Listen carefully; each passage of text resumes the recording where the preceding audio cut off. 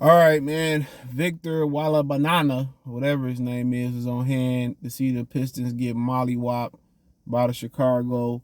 We on the Chicago Bulls. They were saying with Troy Weaver couldn't keep his eyes off of him, but he was there. They played in France Thursday, Paris, I think to be exact. And let's talk about it. Check out Detroit Pistons Talk playlist. Thumbs up the video, share the video, subscribe to the channel. And the subscribe button is the bell icon button. Hit all notifications, increase your chance of notifications. We go live or drop the video. So, um, he said he was scouting, basically there. I know he been in the G League and Killian already there. Had they kept Seoko Dubois, they would have had two French people there. They got Killian, I guess he would be considered a French native. I think he was born in Lakeland, Florida or something like that, but I think his dad played overseas, so his mom probably French. I'm not sure on that, but that he's the golden prize this year. From what I've seen, can shoot it. I ain't really seen a lot of them. Can shoot it, can dribble it. And he like 3 inches taller than Rudy Gobert. And obviously he the prize. You actually know it's a lottery in the NBA, so it's a little bit different than NFL. It's a lottery. Because teams was, intentionally tanking to get top prospects. And, you still could do it, but it kind of, like, decreases your odds with them doing the lottery balls and all that type of stuff. So, but really, he don't really control his own destiny. Some people will say the NBA, lottery is rigged and all that stuff. You hear Shaq say, David Stern asked him where he want to go play at, somewhere hot or somewhere cold, warm. Somewhere warm or somewhere cold. He said warm. He ended up in Orlando and all that stuff. Some people believe the shoe companies and sponsorships in the league are the ones who have, play an influential role into where they want certain superstars to play at. If it's Zion, if it's Shaquille O'Neal, if it's LeBron James, they have certain influences where you could be more marketable at in your career. So, a lot of people believe that stuff is kind of rigged and kind of, it's not organic. And I can tell you, superstar costs, not organic. You got seniority on what is a foul and what's not a foul. It's crazy to me. But that's a story for another day. But carrying on, the Rockets got the worst record in the league. I think it's followed by Orlando, then us, and then the Spurs, I believe. Or the Spurs might have a worse record than us. We like third. I don't know. It keeps changing. So, as bad as the Pistons been, the still teams is right there on their heels. San Antonio, they probably gonna want to throw Popovich a bone. Houston, they just so young. It's just time to get some veterans in there. To be honest, they need veterans. Orlando, they got the number one. They had a number one pick a few times throughout history. They was an expansion team in the '90s. I got San Antonio than us. So, where would he fit? He would fit right on in. You need a 4. You need a 3. You need a 4. You could put him at the 4, and him and Dern can rotate in there. It'd be nice. But at the end of the day, you still need somebody that's gonna put all the talent together. The Pistons got talent right now, but they can't put none of it's not working together. So you need somebody. You need a general who's gonna lead that talent, develop that talent, and know what they're doing. They need a known commodity, a head coach, or at least a young one. But at this point, with all that talent they got, man, they got to go out and get somebody that's done it before, like Mark Jackson. Somebody like that, who can put it all together, who can coach, who can resonate. You like Jerry Stackhouse to get an opportunity.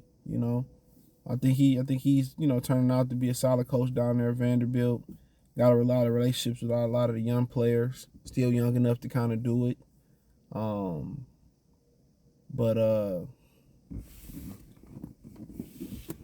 But yeah, it'd be nice to have him. But then you start talking about what if you don't get him. I'm looking at a lot of the other guys that's right now kind of slated up there. A lot of them guards, and you got a bunch of guards. So I think it may be to a point where you probably drafting him, or if you get the opportunity to draft him, or you probably trading that pick. And I think that's where Houston should be at. That's where Detroit should be at. I think that's where Orlando should be at. And San Antonio, I don't know much about them. But I think that's where all them teams really should, lie at on that side of the fence. At least the three I named, Houston, Orlando, Detroit. Like, I got a lot of young guards, got a lot of young players. You really need veterans. You know what I'm saying? You really need veterans. If you don't get Victor W, you understand what Scoot Henderson up there. All three of them teams got a bunch of guards already. You know what I'm saying? So, as far as his fit, him playing with Killian, somebody's already, been in France, and as far as the, offensive fit and him plugging in there, I mean, it'll fit. People to worry about his weight. I don't worry about that. I like the NBA is the NFL. They gonna snap him like a pencil. They don't even physical no more. The only reason Chad Holmgren didn't get an opportunity to prove it is because he got injured in the Pro-Am game because the floor was wet out there in Seattle, and he broke his foot. And I'm pretty sure they're gonna tell him, don't do that no more.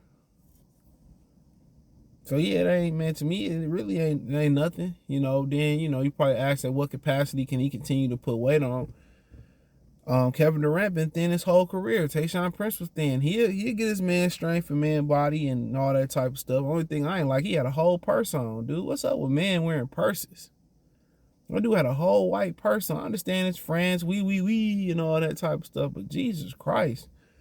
It's really a fashion statement to wear a purse? I never thought I'd see that day in my life. Man, you used to get cream when I was growing up for stuff. Man, remember, I don't know, man. That's one of my favorite shows of all time. It's top 2 or 3 for me. And I ain't say best. My favorite. It's watching Malcolm in the Middle and Dewey. That's one of my favorite shows. And Dewey had a purse. And they was trying to tell Dewey, you can't carry that purse. Then you gonna get beat up. Walking home from school, man. Dewey took the purse. And Dewey really was like a genius, dog. But, Malcolm kind of talked him out of, going to the smart class and shit, rigged his test. But he really was a genius, real talk. But nonetheless, he ended up putting some like cylinder blocks of rocks in his purse, and they tried to jump him and stuff in school. And he started knocking them out with the purse. He was ahead of the curve there. But yeah, man, these dudes really out here rocking purses, dog. It's crazy. Super duper crazy. But, who gonna tell them 7'4" to take that purse off? He been to pick you up by your whiskers, bro. But yeah, he was there, and, they was, and one of my subs had this video idea. But I don't think they gonna get him. I think they gonna throw Popovich a bone. He got Tim Duncan and them. They gonna throw Popovich a bone. He gonna be in San Antonio. I can see it now. Now will he change life like LeBron did in Cleveland, or Magic did in LA, or somebody else did around the league? I'm not sure. I haven't watched him enough to know, but he's a unique ball player, and we'll see what happens. But hey, check out Detroit Pistons Talk playlist. Thumbs up the video, share the video, subscribe to the channel. That subscribe button is the bell icon button. Hit all notifications, increase your chance to get notifications. We go live, we drop video. Financially want to support the channel, Cash App, $, CJ Good 313, Venmo, CJ Good 313, PayPal link in the description. Hit the link tree. You can find me on Twitter, Facebook, Instagram, Spotify, Anchor, Cash App, Venmo, PayPal. Let me know what you think in the comment section. Peace.